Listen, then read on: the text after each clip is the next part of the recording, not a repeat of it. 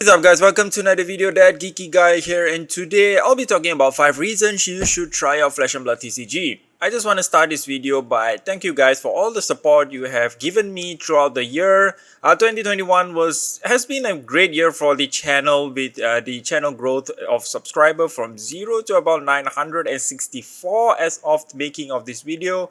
So I want to thank you guys for that. And today I just want to dive into why you should actually try out Flesh and Blood TCG. If you are already playing Fab TCG, I know you agree with me that it is a very fun TCG that everyone should at least try out if they have their hobby or they have dipped in their toes into playing TCGs. Now you can share this video to any of your friends that are still on the fence about trying Flesh and Blood. So without further ado guys, let's get started. Number 1, unique gameplay involving classes. So there are not many TCG that I know of that actually has such class-based gameplay. Now, if you're familiar with RPGs, you know there are several classes available within an RPG, such as Warrior, Ninja, and stuff. So, Flesh and Blood TCG has that similar kind of mechanic. So, you have Ninja, you have Warrior, you have unique classes such as Brute, things like Guardian, and interesting ones such as Runeblade. So each of the classes have access to their own set of equipments and even weapons. Of course, there are common weapons called generic weapons, which all classes has access to. So I think this is a very interesting TCG to actually explore into this kind of class-based gameplay. So of course, the TCG itself focuses on PvP. There are also PvE coming on. The rumors are saying that it will be released in maybe 2020, sometime this year, sometime next year. It's still in active development, so I'm very interested to see where that goes. So if you are interested in action RPGs, definitely Flesh and Blood TCG is right down your alley. Now, reason number 2, each card in Flesh and Blood TCG has multiple usages.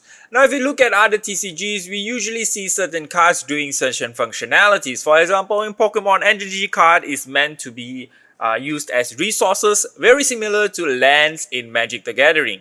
Now, if you take a look at Flesh and Blood TCG, each of the card can be used as resources. This is called pitching for resource. So every card has its own uses. You can use it to block, you can use it to attack, so you don't actually end up with a dead hand. So this is an interesting concept that most other TCG face. For example, in Pokemon, you might end up with all energies in your hand and you can't figure out the way to actually play that out. So you ended up just attaching an energy to a Pokemon and just passing the turn. In Magic the Gathering, you could just play out a land and passing the turn. But in Flesh and Blood, you can actually pitch the resource and do something. For example, you can pitch a resource and actually swing your weapon. So there are some usages there and there are some action that you can take. 3. Flesh and Blood TCG has excellent artwork. So very similar to most popular TCG, Flesh and Blood of course has beautiful artwork contributed by artists around the world. So if you take a look at this gorgeous artwork, you can see that the creator Legend Story Studios has especially emphasizes on the beauty of the artwork.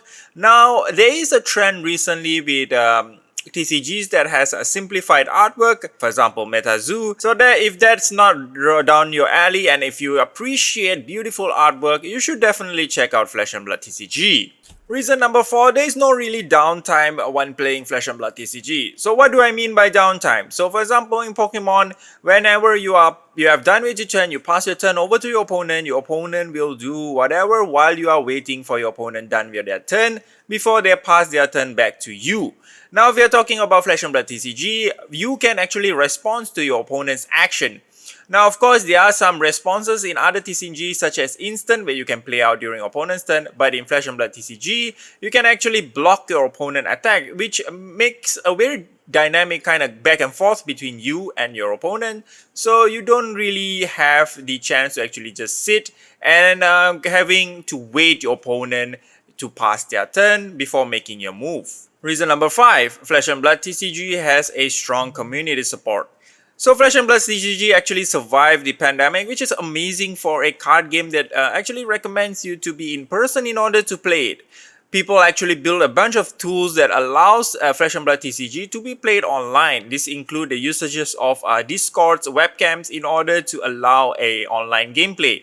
There is also a mod for Tabletop Simulator where you can actually try out Flesh and Blood TCG. Now, if you are interested in getting into a Flesh and Blood TCG, I would recommend you going to your local game store in order to request if they have any starter decks to give to you. These starter decks are usually made out of simple, common and rare cards, and stores usually give them out for free, and they can even give you out a IRA starter deck which you can try out in order to get a feel of the game and see if it's right down your alley.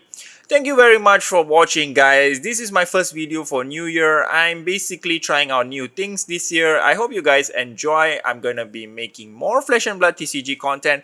Do like, subscribe, those things really help, and I want to be able to actually make a more consistent content moving on. Happy New Year, guys, and I really hope that you guys have a good one. Bye.